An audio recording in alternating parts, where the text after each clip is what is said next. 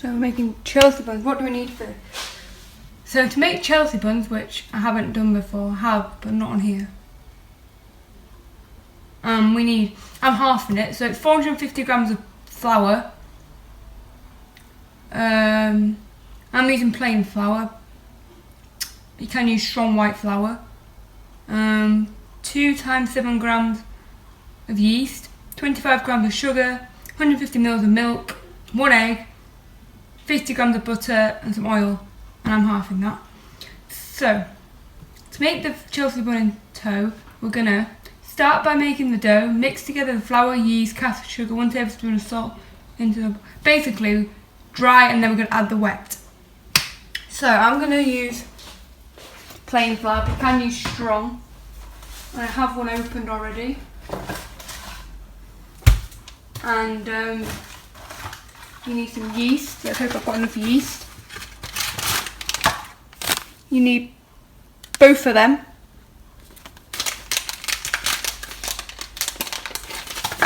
So let's go. Let's weigh it out. Shall we sieve this flour? That might be a good idea. So, let me pop the oil so I can see what we're doing. So the first thing you got to do to make these Chelsea buns are 100, if you have 450 or 225.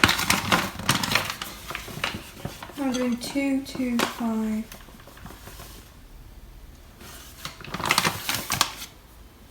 That's way too much, so I'm gonna get a spoon and pop them back.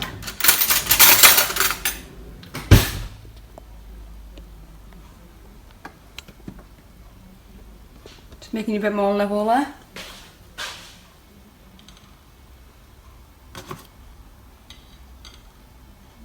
Yeah, 225. Basically put 300 in, so we need to rectify that. And I don't know which size I'm gonna need. So I've got a small one and a larger one. You will need a circle. You don't have to have a loose bottom, but you do need a circle thing. The recipes on BBC Good Food are always like really big, so I would recommend halving it. But look how much flour I've got and I'm halving it. Imagine double this. So we're going to get some scissors and we're going to pour the yeast in.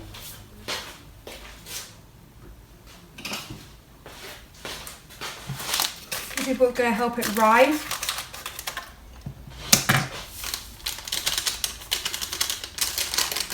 And I'm going to put the whole box in the bin to my box. I've got another box, so I don't really need it, I don't. I'm actually going to take my watch off so it doesn't get dirty. I'll put it over here. And now we need to add the sugar. Next step is sugar. I'm actually going to be making some shortbread tomorrow. So stay tuned for that. The sugar is 50 grams or 25. So that's that. Tablespoon of salt. Never put salt in the actual recipe, which probably should sprinkle with salt. And then with the spoon, I actually bought 20 pack of veg stock, so we can make some more risottos and stuff. Or risottos and soup. Just gonna give this a quick stir through. Now we're gonna make a well in the centre and pour in the warm milk, egg and melted butter. So what we're going to do is, in a jug, you're going to put your milk and your butter and you're going to put it in the... And we're going to put it in the microwave.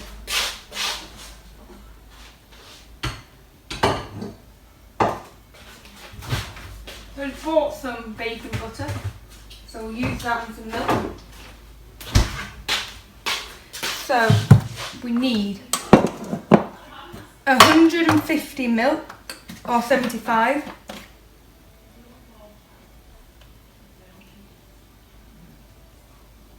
So that's 50. And then, how much butter do we need? 50 grams. We need extra for greasing. Or 25.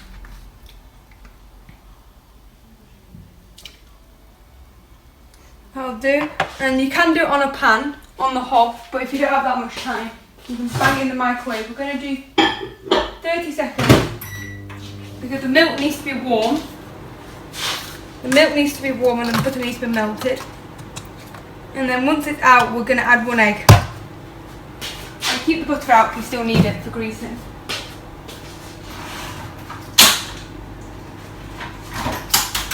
We're going to get 1 egg, which we're going to crack into the centre.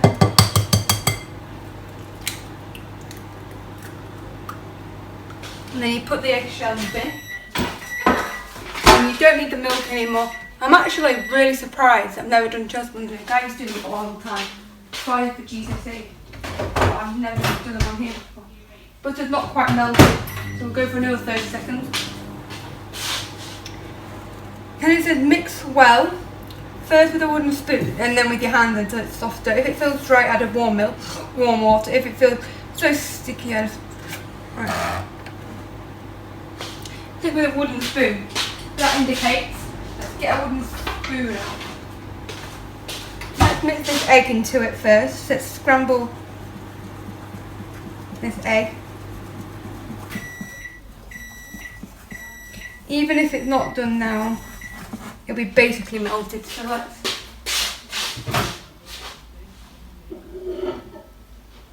activates the yeast having warmed. So I'm not going to put it all in because you don't want it too wet.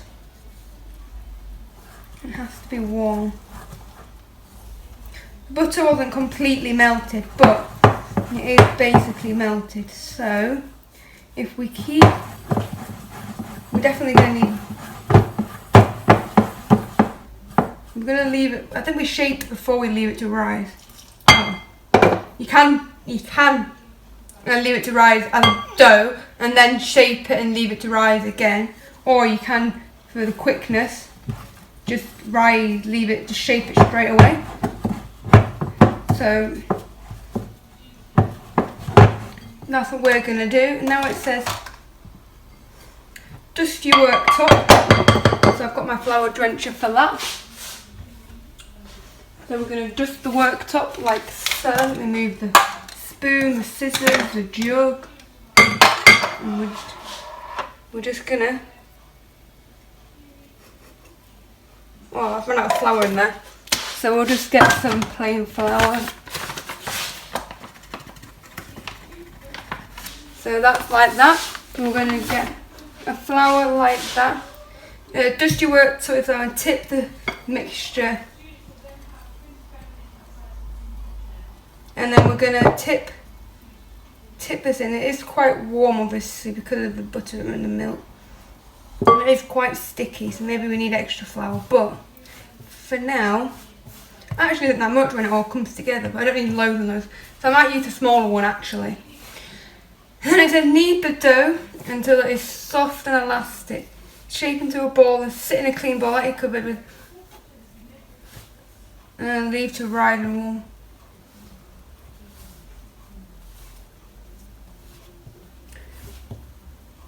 So we're going to leave it to rise for about 10 to 15 minutes.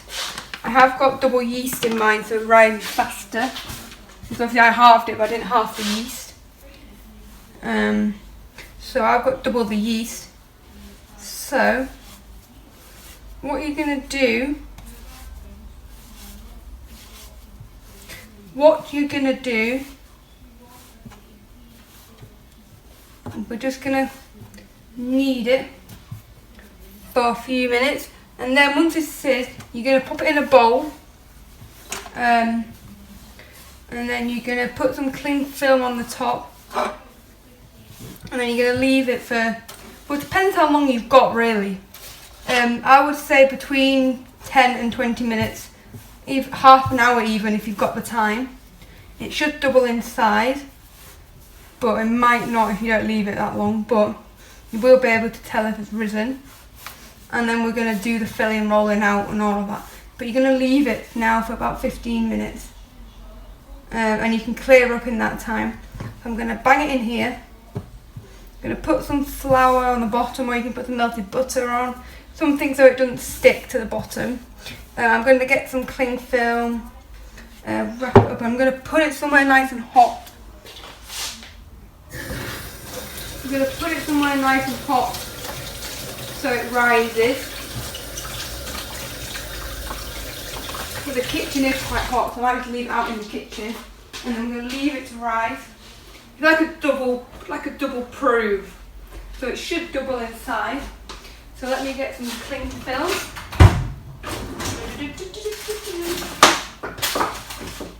Got some cling film. We're going to cling film this up, and then at about 15-20 minutes time we're going to check on it. I might need longer. And then we'll check on it, and then we'll shape it and roll it. So I'll see you in about 20 minutes when it says proven. But I'll tell you how long it takes, even if it's slightly less, slightly more. I'll tell you the exact amount mine took. But I halved it. So if you're doing double, you will need you may even need half an hour to an hour if you did it. But if you only got half, you'll only need about 15-20 minutes. But I'll see you once it's proved.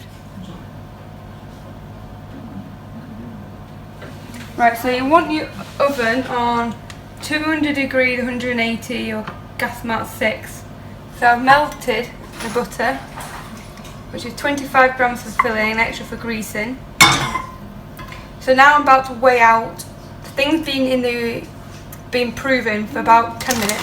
I'm going to weigh out 100 grams of these. So I've got a mixed bag. So it's 100 grams of sultanas and 50 grams of raisins. So I'm going to do 100. And now 100 of these. They are slightly out of date, but we're still going to eat them. Why not? Probably tastes alright. So you need to get a pastry brush,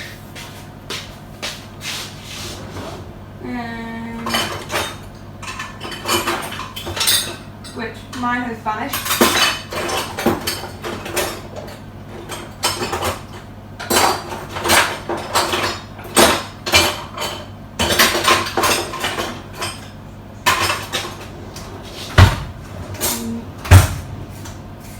Found it. And you're going to grease your tin. Instead of a square one, but I normally do a circle one. And you're going to get a bit of this. You need to weigh out extra butter when it melts. It's not as much. You're going to grease it all the way across here. And you're going to grease it around the sides as well.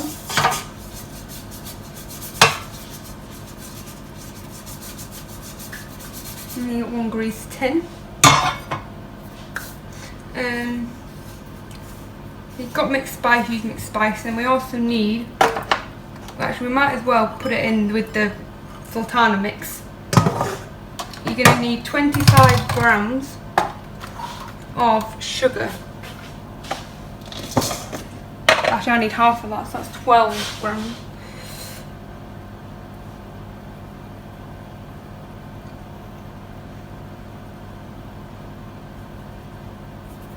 So that's the sugar, and give that a little mix round.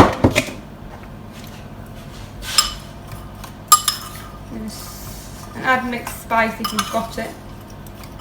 I've actually added a tad too much sugar. Now I've mixed it, I can't take it out. I'm going to add a little bit more raisins, because the more the better.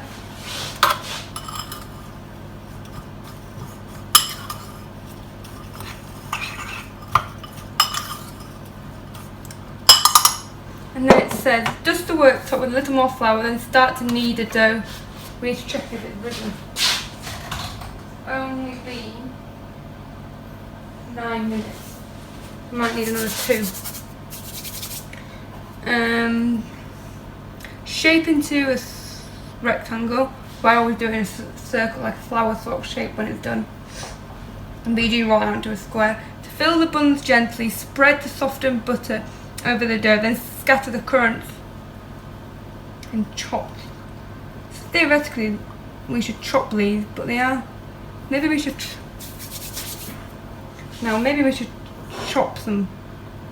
Just say chop, but I think they're quite small, so that'd be alright.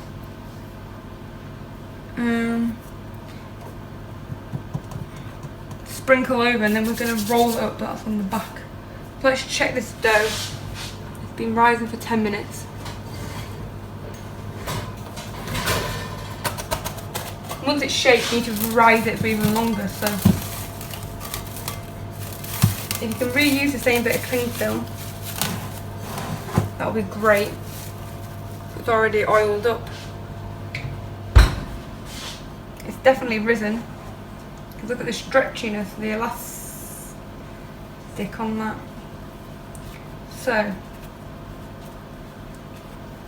probably could do it 5 more minutes, but we're going to go with it anyway. We can give it longer proving next time. So I'm going to sprinkle flour over, like so. We need a rolling pin. I'm going to get a small rolling pin, and you're going to dab it in your flour like so. Maybe move this out of the way until we need it. It's quite big. And we're going to roll it into, so the 20 by 30 rectangle. Now she says we need to knock out the dough, so we should probably knock out the air, so let's knead it.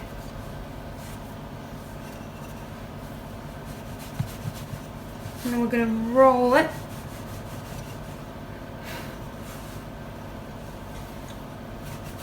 Good dough, but we need to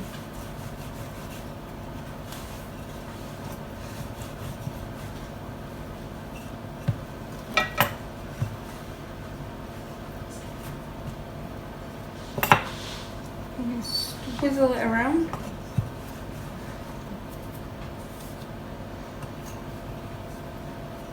Probably wear an apron covered in flour, but I'm gonna.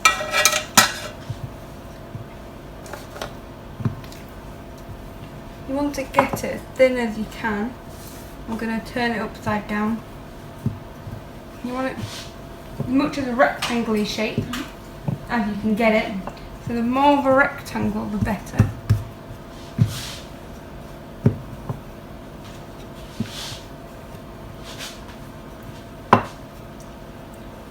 So I think this will do. And now you're going to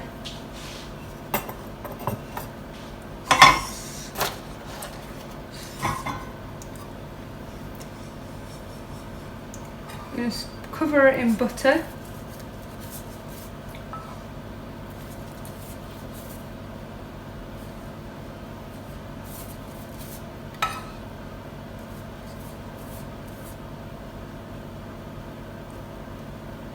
Cover it in loads and loads and loads of butter. Then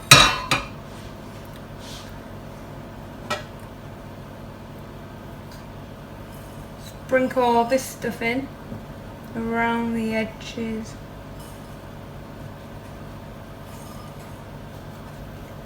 Spread it out. The more the better.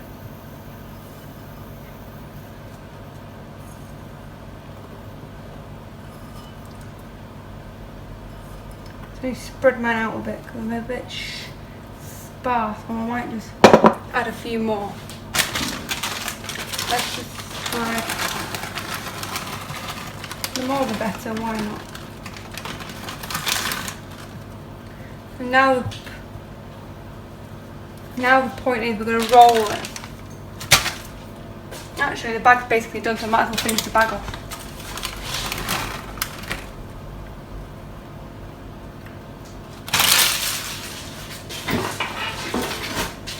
And now we roll the dough up into a tight swirl. So you're going to move it, but you're going to push it so it's really, really tight.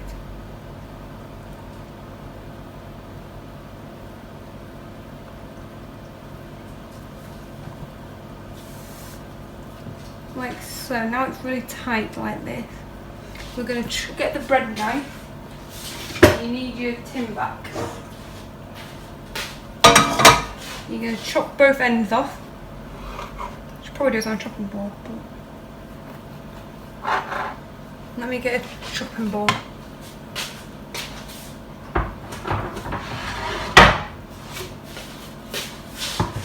So you're going to pop it onto a chopping board like so.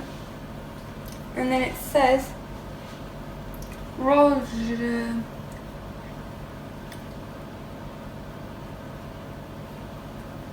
So you're going to cut it in half and half again, so you've got 4 even pieces.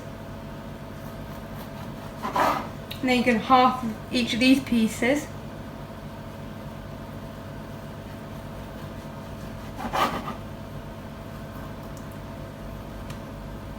Maybe feel it a slight too much.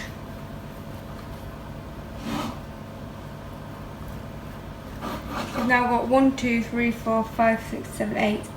And then what you're going to do is you're going to put it around the edge, and you're going to flatten it down. And you're going to put another one around the edge, and you're going to leave a bit of a gap because they are going to prove. And you're going to put that one back down.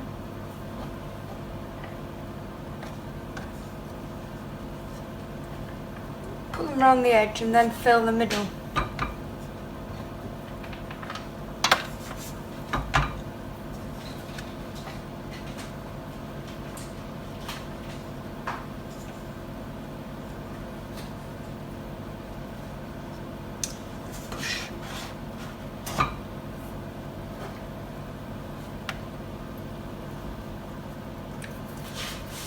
And arrange them in the tin.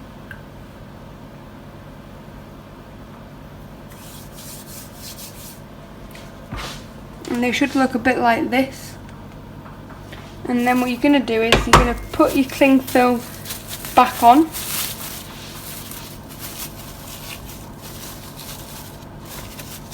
You're then going to put a cloth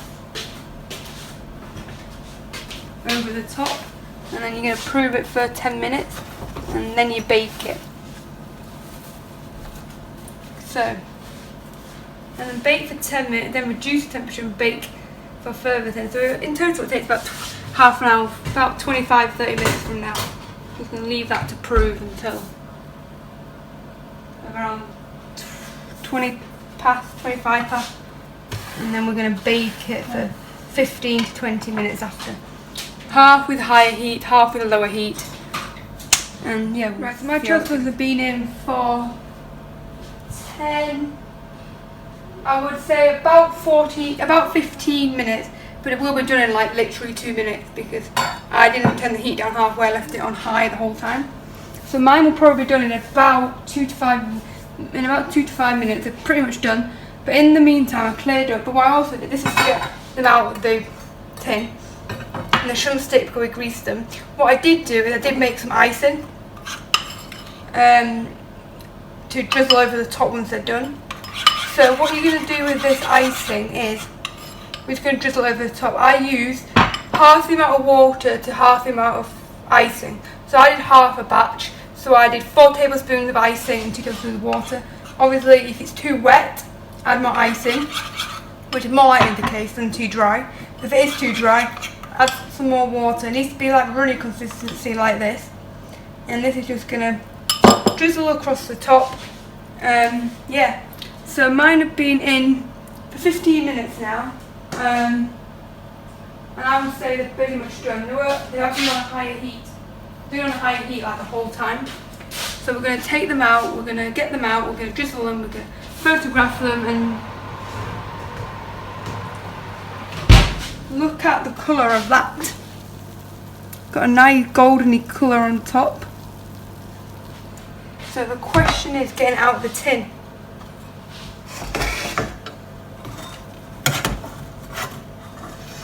Now we want them to actually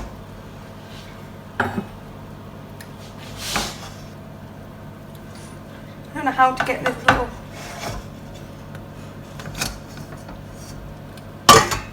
So we've got the bottom off. Maybe I don't need this, but I might do.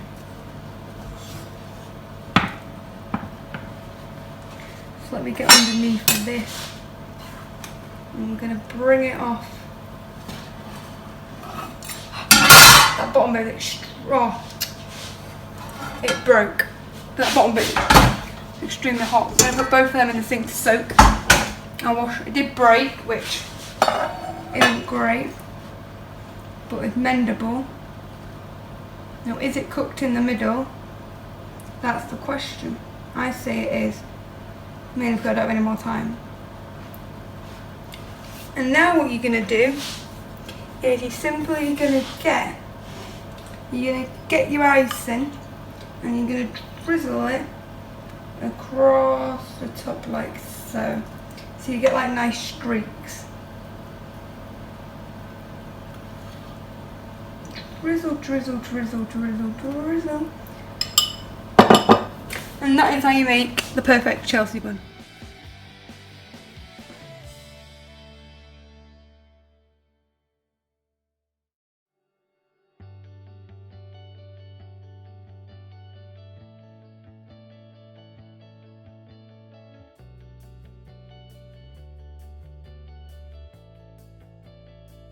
Test to see how they taste. Now for taste test to see how they taste. So I'm gonna take this little edge piece here, and let me just get a fork to break it up. I might get a knife. I'm gonna break it up. Pretty sure it's cooked in the middle. Let me just double check.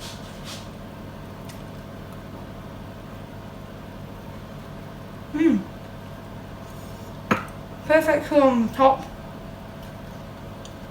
and good consistency in the middle.